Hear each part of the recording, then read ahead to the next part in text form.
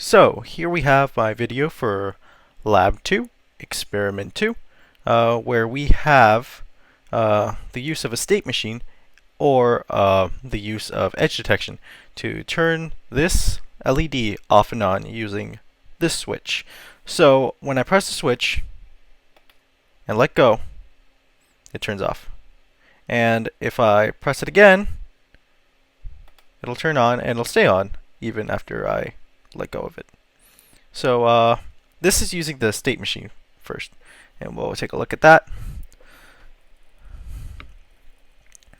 So as you can see, I have four different cases, four different states really. There's S wait 0, there's S on, S wait 1, and S off. And basically, what it does is if it's in this state, it'll have the LED off, and then it'll check if it's pressed, if you're pressing the button, if you're pressing switch 2. And if it is being pressed, then you'll be moving on to the next state, S on. So in S on, your LED will be on, which is pretty self-explanatory. And then if you release it, it'll still stay on, but we'll get to that. And that'll be checked over here, nothing changed. So then you're going to move on to S wait 1. So here's S wait 1, the next state, and then it'll move over to this line, and you're going to keep your LED on. So we're going to see, and then if it's pressed, then you're going to move over to the next state. So the next state is S off. This turns it off. So this will turn it off, and then it'll check if it's if you released, and if so, it's going to go to S wait 0, and then it loops back up. So that's how the state machine works. Also, oh yes, I also used the enum function that we learned in class up here, and this helped me declare my states. So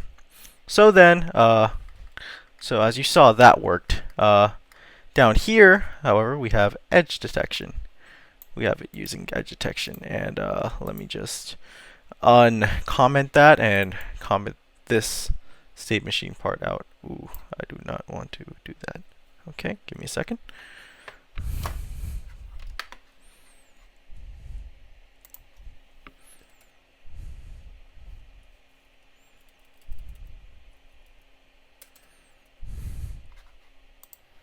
So here we have our edge detection. Here's our function, and basically what it's saying is that if it detects that you've pressed the button, then it'll go ahead and activate the LED. And the reason this is greater than or equal to 1 is because we have it set to an integer up here. Yeah, right there.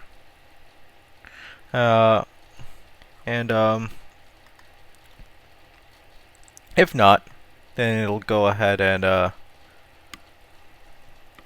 just keep it how it is. And then once it's changed it, it'll go ahead and well, change the pre-value to the current value. So let's go ahead and see how that works. So you go have already loaded up. I can reload it. Let's flash that. Let's build. Okay, and then go ahead and load. Okay, so here we go. It's loaded onto here. Go ahead and fix that. Okay, and now if I hit the button, it should turn on. Yay! Let go. Click it again, turns off. And click it again, turns on. So it works. Yay!